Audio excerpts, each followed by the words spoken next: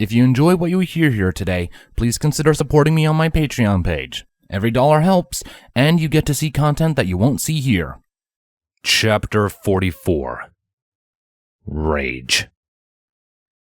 That night, deep within the Hive mind.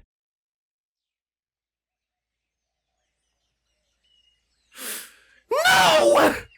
Twilight screamed as she continued to tear the exterior of the first Hive apart, piece by piece, turning the stone structure to dust through the will brought about by her unstable rage. No more! Immortalis! No more! Silence was her answer, and so the rage only grew. The pony within her had been completely buried by the infuriated changeling queen, with a thirst for her enemy's blood, a vengeance plaguing her mind for all the harm done to the many innocents in the Empress's path to total domination. Twilight uprooted the last of the statues in the Hive's grounds and propelled it at the ancient structure itself, caving in a sizable section and simply phasing through the resulting rubble as if it wasn't there. But of course it wasn't. None of it was real. Twilight was really above Manehattan's ruin, her vision almost like she was watching a unicorn's projection of past events. A spell to record something to later be played to some pony else. She could see, hear, and smell everything around her. She was fully aware of her surroundings, as she had always been. She was conscious of every action, every life she took, and every family she broke. It was a nightmare. One which she desperately wished to wake from, desperately wished for Princess Luna's intervention, and then to wake up within the Equestrian Hive to begin the day anew. And yet, it was no dream. Not like the facade of the first Hive, which Twilight destroyed stone by stone. The sensation was almost inexplicable, being aware and awake for everything she did in the real world, while at the same time being confined to a shadow world deep within the Hive mind, the very depths of her own consciousness while she did the Empress's will as programmed. She made every decision, called down every spell upon the ponies. And she didn't want to, but did so anyway. Because that's what the Empress commanded of her. And she belonged to the Empress. It was like everything good about Twilight Sparkle had been locked within her soul, leaving only the blackest parts of her heart in control. A black heart, with undying loyalty to one undeserving of it. And no matter how hard she tried to resist, there was nothing she could do about it. A slave. A monster. With tears brimming her eyes, Twilight gave a terrific shout as she took hold of the Hive's uppermost dome and ripped it straight off with little difficulty. The advantage of being locked within your own consciousness was, with a bit of practice, reality was whatever you wanted it to be. And it meant she could take reprieve in destroying all that the Empress had built, even if it was only a fantasy. After discarding the crumbled dome roof, the changeling queen descended down into Immortalis' throne room. She stood before the Empress's seat of power with a defiant snarl on her lips, her horn lighting up and again letting the magic creep along its frame. She applied a little pressure, and then a little more. Steadily, she began to press down against the throne, until dents began to form and every structure of the seat began to buckle. It then shattered, spraying yet more debris over the entirety of the throne room.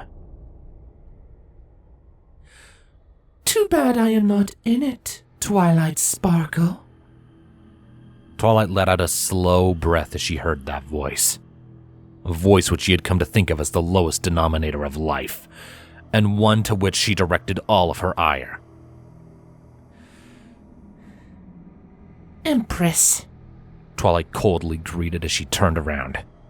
I assume you enjoyed the show, seeing a city of innocents burn?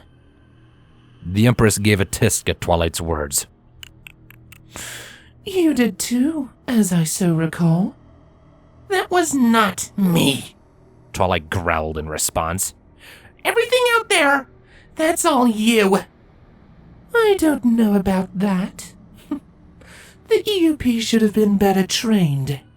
Immortalis deflected. Maybe then they could have stopped you from destroying that library you loved so much. They were trying to fight griffins or diamond dogs. Any enemy who conforms to the same rules they do. Twilight refuted. This is their first true war against the changelings. And this time they do not have changelings helping them. And yet they still gave their lives to stop you. They have nothing but my respect. And that's another one of your many problems, my favorite pet. The Empress stated. And in a flash, the throne room was restored to its former glory, as the Empress seated herself within her throne. You think too much of the little ponies. They die for a pointless battle that can only end one way. This is the natural order of things. Twilight growled. Why are you here? Just to taunt me? I have far better uses of my time, The Empress retorted. But you were making quite the mess. You're normally such a quiet soul, barring the time you tried to kill me. I'm sorry I failed. The Empress laughed, the echo of which sent chills down Twilight's spine, as Immortalis took untold joy in Twilight's futile efforts of rebellion. Oh, how fascinating to see you now, The Empress noted. Twilight looked confused by the statement. Excuse me? The last time I was here, I saw a little lavender unicorn so eager to lean under that fool alicorn. The Empress explained. And now, here you are, making very real threats of death while thinking of the most gruesome ways to carry that out.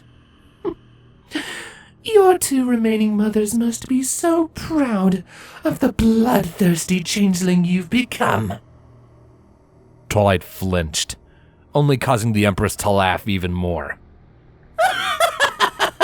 If you were my daughter, I would have been ecstatic. But from what I've seen of Chrysalis, she was a weak changeling queen who was too soft for her own good. The wedding could have been her chance to usurp the throne in another world, but here, she gave the chance away. My mother was a great queen, Twilight argued fiercely. Better than you! Then why is she dead? Immortalis taunted, rising from her throne and approaching the changeling queen. She placed a hoof on Twilight's scar, running the tip of said hoof along it. Why couldn't she prevent this?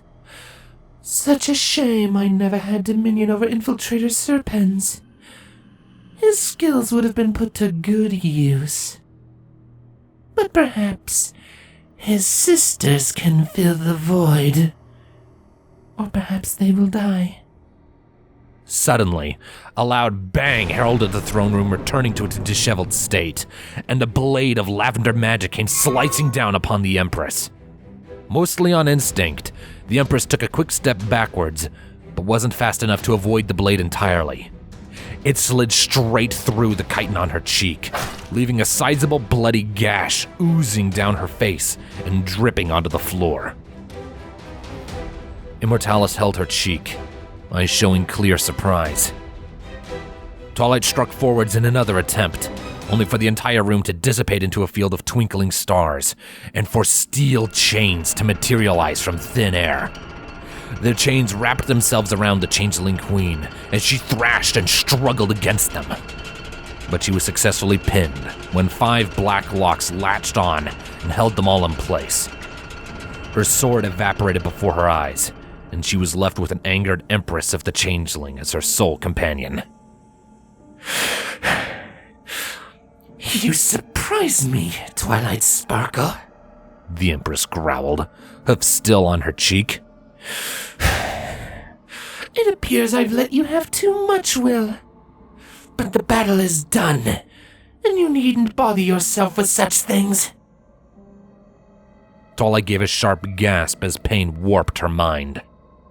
In the waking world, she fell from the sky and landed onto the roof of a surviving building, wriggling in agony as her eyes glowed a deeper and brighter red, much like Queen Pupa when she had questioned the Empress previously. When the pain finally subsided and the Changeling Queen arose, there was a little less intelligence within her eyes. Such a shame. You were such an effective weapon as you were, the Empress noted. But no matter. I'll perhaps let you out again when I need a little more of that mind of yours. But for now, I cannot allow you to be so disruptive. And yet, despite everything, Twilight smirked. So you can be harmed within the Hive mind after all. I wonder what would happen to a changeling who died in here. Pray I don't conduct an experiment of my own, Twilight Sparkle, the Empress retorted. But I can feel your resolve shaking, your mind fracturing as your will weakens before me. You will come to see the world as I do, soon enough. I'll never care for your natural order, Twilight spat. Then what do you believe in, the Empress coyly asked. Surely not the magic of friendship. That was you once, but can you say that you're that person anymore? I fought and bled to protect my changelings. It's true, Twilight conceded. But so is Celestia for her ponies, and she taught me those values. I've seen that power defeat beings like you many times, and I'll never stop believing in it. Truly? The Empress questioned. I'd even offer you mercy and redemption should you reach for it, Twilight stated. But if not, I'll do what I must. Just like with Queen Crudelis. Just like with her. Immortalis hummed, and then leaned in so she was muzzle to muzzle with the Changeling Queen. I'm not Queen Crudelis.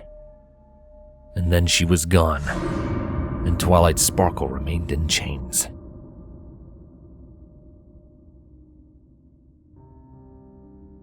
Canterlot Castle. How many dead? Celestia asked, sitting upon her throne. The reports are still coming in, Captain Broadsword grimly replied, looking at the extensive list in his hooves. They hit hard, and they hit fast. The city's defenses should have been enough to at least delay a storm of that size, given the amount of sheer firepower our ships possessed. But nobody predicted that the Empress was insane enough to do that. An entire city, leveled by a weaponized tsunami, Luna recalled with anger tinting her voice. She will go to any length to achieve her goals. Even I, as once I was, would never have caused such senseless destruction. Because you're better than her, sister. Even in your darkest of days. Celestia assured her younger sibling. This Empress is completely insane. Dark days will come for everyone should she continue to lead the swarm. So what's to be done now? Captain Vladimir asked, his metal wing twitching a little. It's been obvious that the Empress will not fight her own battles, Princess Cadence noted. She has to be coordinating things from her own throne. I know, Celestia replied. Which means we will have to go to her. I doubt she'll surrender, Broadsword remarked. She's determined. That's one word for it, Shining Armor said spitefully. Things were bad when we talked some hours ago in the war room, but this? It's unforgivable. An entire city, one of our largest, gone in a day. As I said, my sister was better than her even in her darkest days. I always knew and believed Nightmare Moon to be redeemable. But this Empress... I fear she is beyond such things. Queen Crudelis pushed Twilight to her limits, outright rejected redemption even on the edge of a blade, and the Empress is beyond even her. In an ideal world, the elements would allow the Tree of Harmony to decide the wretch's fate, Luna added. But as long as she holds the element of magic in her sphere of influence, that is no longer an option. And the other element bearers? Vladimir inquired. Any news? Still nothing from Twilight's friends from Ponyville, Princess Celestia replied with worry. But I know that Miss Rarity made it out of Manehattan. Details were scarce, but I know they've stopped off at Fort Harmony for the night, and will take the refugees to Canterlot tomorrow. We're going to need to find space for them all, Cadence reminded them. There's going to be a lot of scared ponies arriving. I'll see that every proper accommodations are made, Captain Broadsword stated, though Vladimir might need to help fill in the gaps in my duties while I perform that one. I can do that, Vladimir agreed, though I could always use a helping hoof. Cardus is experienced. Let him help in whatever capacity is needed, Celestia agreed. He is Twilight's former captain of the Royal Guard. That's why I want his help, Vladimir stated. I'm sure Facade will want to pitch in too. We need all the help we can get, Broadsword concurred. Speaking of, what of the rest of Equestria? The news is spreading fast. Fear is rampant, and so is paranoia. I want the generals to handle any unrest professionally. Assure our ponies that they are protected, Celestia commanded. As for our other coastal cities, I want a tighter defense net around their bays. Should they try this again, I don't want them having a clear route. Also revise evacuation procedures for these locations to account for these waves. I'll give the order, Broadsword confirmed. Is that all? Celestia nodded. For now. We shall discuss our plans for the Empress soon. But for now, the hour is late. I have a few more duties to run through before retiring for the night. Everything will be ready for the refugees tomorrow, Cadence assured her. Thank you, Cadence, Celestia said as she got up from her throne. Make sure you all get ample rest yourselves. It's been a trying day for us all.